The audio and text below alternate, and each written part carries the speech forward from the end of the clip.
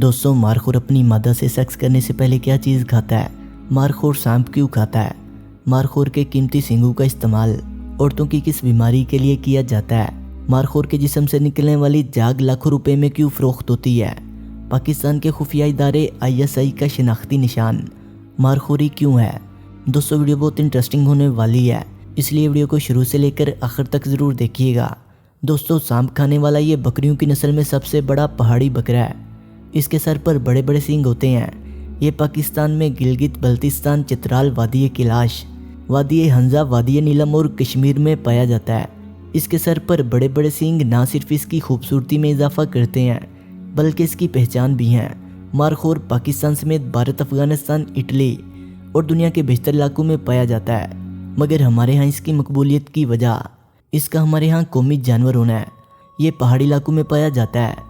इसके सर पर 4 फीट तक बल खाते हुए लंबे सींगों के अलावा इसकी गर्दन और टांगों पर लंबे बाल भी होते हैं।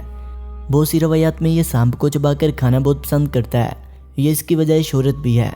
खाने के कुछ देर बाद ही अपने जिस्म से खास तरह की जाग खारिज करता है, जो कि ज़मीन पर गिरने के बाद खुश्क हो जाती है, और सन्यासी हजरात इस जाग को ढूंढने के लिए पहाड़ों का रुख करते हैं, क्योंकि इनके नज़दीक ये जाग सांप से डसे अफराद के लिए जहर के तरियाक का काम करती है। माहिरीन के मुताबिक इस जानवर का कद 65 से 115 सेंटीमीटर तक, जबकि इसका वजन 1 मन से लेकर 3 मन तक भी हो सकता है। नर मारखोर के सींग मादा मारखोर से ज़्यादा लंबे होते हैं, जबकि मादा के सींग लंबाई में कदरे छोटे लेकिन बालदार और खूबसूरत होते हैं। दोस्तों मारखोर जो कि पहाड़ी इलाकों का जानवर है, इनकी मादाएँ आमतौर पर बाकी साथियों के साथ घूमती हैं। इनकी तादाद अमूमन 9 तक होती है, लेकिन हैरत अंगेज़ तौर पर नॉर्मल मारखोर हमेशा तन्हा रहना पसंद करते हैं, जबकि अपनी नस्ल के लिए एक मखसूस मौसम में एक दूसरे की कुर्बत हासिल करते हैं। नर और मादा एक दूसरे के सींगों में सींग फंसा कर कुर्बत करते हैं और फिर अपनी मादा से सेक्स करने से पहले पहाड़ों पर मौजूद सलाजीत को छांट कर खाना पसंद करते हैं, जो इनकी ताकत में इजाफा करता है, और फिर अपनी मादा से ये सेक्स करते हैं। मादा का हमल आमतौर पर 140 से 170 दिन का होता है। इसके बाद इनके यहाँ अमूमी तौर पर 2 बच्चे पैदा होते हैं, लेकिन बाजुकात इनकी तादाद 3 तक भी होती है। दोस्तों मारखोर आमतौर पर शाहबलूत और सनोबर के घने जंगलात में रहना पसंद करता है, जबकि मैदानी इलाकों की निस्बत पहाड़ी इलाके इस जानवर को रास आते हैं। यही वजह है कि जब शिकारी अफराद इनको ढूंढने के लिए निकलते हैं तो इनको तकरीबन 1000 फीट की बुलंदी पर जाना पड़ता है। दोस्तों मारखोर गर्मियों में घास वगैरह पर गुजारा करते हैं, जबकि सर्द मौसम में जब ज़मीन पर घास नायाब हो जाती है तो ये दरख्तों के पत्तों से अपने पेट की आग बुझा लेते हैं। बहुत से माहिरीन के मुताबिक मारखोर भी बकरों के ख़ानदान का ही एक फ़र्द है। जिस तरह बकरों में मुख्तलिफ नस्लें पाई जाती हैं, इसी तरह मारखोर की भी 5 से ज़्यादा नस्लें हैं, और पाकिस्तान में काबली मारखोर, कश्मीरी मारखोर, चित्राली मारखोर और अफ़गानी मारखोर चंद मशहूर नस्लें हैं। और यकीनन आप जानते होंगे कि इस जानवर को शिकारी भी बहुत शौक़ के साथ अपनी मशक का हिस्सा बनाते हैं। इस काम के लिए शिकारियों को बहुत से दुश्वार गुजार रास्तों से गुजर कर बुलंद मुकामात का सफ़र करना पड़ता है। इसके गोश्त का जायका भी आम बकरों के गोश्त के मुशाबा होता है। जंगली ज़िंदगी का आदी होने की वजह से ये पालतू बकरों की निस्बत ज़्यादा सख्त मिजाज होते हैं, लेकिन अगर कोई माहिर कुक इसको पकाने की कोशिश करे तो बिलाशुबा ये एक लजीज डिश होती है। लेकिन इसके साथ साथ आपको ये भी बताते चलें कि पाकिस्तान में इस कौमी जानवर के शिकार पर पाबंदी है। शायद इसकी वजह इसकी तेज़ी से ख़त्म होने वाली नस्ल है, लेकिन पाकिस्तान के करीब भारतीय इलाकों में अब भी इसका शिकार बड़े ज़ोको शौक के साथ किया जाता है।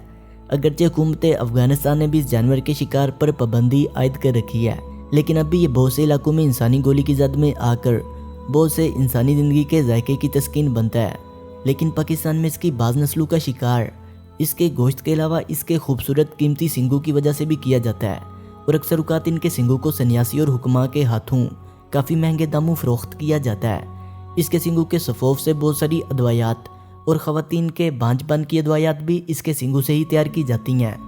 दोस्तों इस बात से आप सभी वाकिफ़ होंगे कि मारखोर पाकिस्तान की मायानाज एजेंसी ISI का निशान भी है। ISI का निशान मारखोरी क्यों है, इसके पीछे एक कहानी है। कहानी कुछ यूँ है कि एक पहाड़ पर बहुत से जहरीले और ख़तरनाक सांप रहते थे। इस पहाड़ के करीब एक बस्ती आबाद थी, जहाँ इंसान हंसी खुशी सुकून के साथ ज़िंदगी गुजार रहे थे।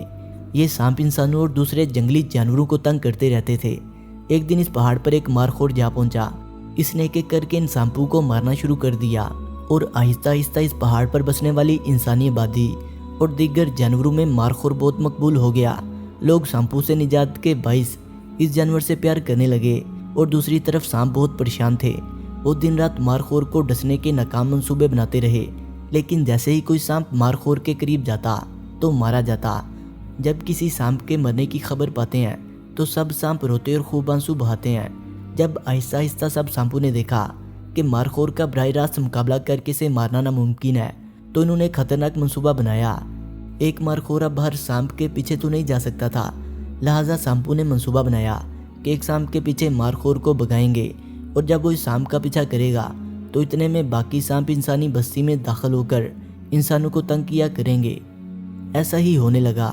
اب مارخور کے ہوتے ہوئے بھی انسانوں کی بستی میں کوئی نہ کوئی انسان سانپوں کے ڈسنے سے مرنے لگا۔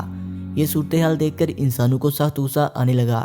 کوئی کہتا کہ مارخور کو مار دو، اس کا کیا فائدہ جبکہ ہم سانپوں کا شکار ہو رہے ہیں، اسی لیے ہمیں اب اس کی کوئی ضرورت نہیں۔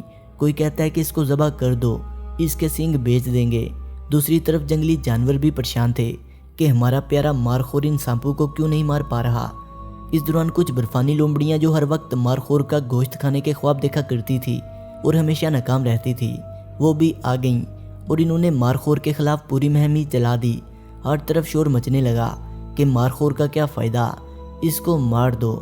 مارخور بیچارہ دن رات محنت سے سانپوں کو مارنے میں لگا رہتا، اسے خبر ہی نہ تھی کہ اسے پیار کرنے والی مخلوقات اس کی دشمن بنتی جا رہی ہے۔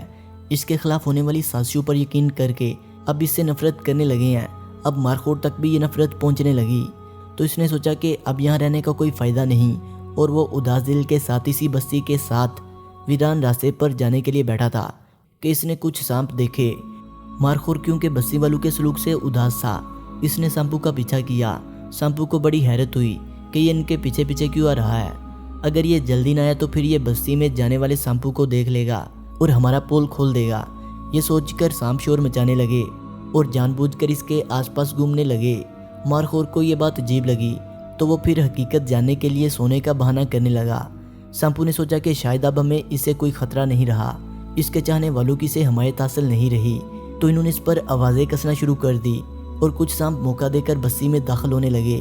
مارخور نے دیکھ لیا، اب اس کی سمجھ میں ساری بات آ گئی۔ اس نے نہایت خوبصورتی کے ساتھ اپنے قریبی سانپوں کو ختم کیا اور بستی میں داخل ہونے والے سانپوں کی گردن بھی کچل ڈالی۔ کہا جاتا ہے کہ اس رات سینکڑوں سانپ مارے گئے اور برفانی لومڑیاں جو کہ مارخور کے مرنے کے لیے رال ٹپکا رہی تھی پھر سے بھوکی رہ گئی۔ دوستو، اس علاقے میں آج بھی سانپ مرنے والے سانپوں کی یاد میں موم بتیاں جلاتے ہیں۔ لومڑی اور دوسری مخلوقات مارخور کے بارے میں باتیں کرتی ہیں۔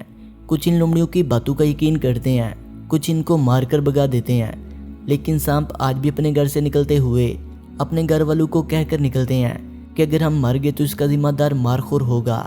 دوستو، اس کہانی میں بستی سے مراد ہمارا ملک پاکستان ہے اور سانپوں سے مراد ہمارے اندرونی دشمن ہے، لالچی لومڑی جو کہ ہمارے بیرونی دشمن ہے، اور مارخور سے مراد ہمارے ملک کی سب سے بہترین فورس ISI ہے۔ دوستو، ISI وہ چیز ہے جو بظاہر نظر تو نہیں آتی لیکن دشمن کے سامنے رہتے ہوئے اپنا کام کرتی ہے، اور دنیا کی کوئی بھی طاقت ہماری ISI سے براہ راست ٹکرانے کی ہمت نہیں کرتی۔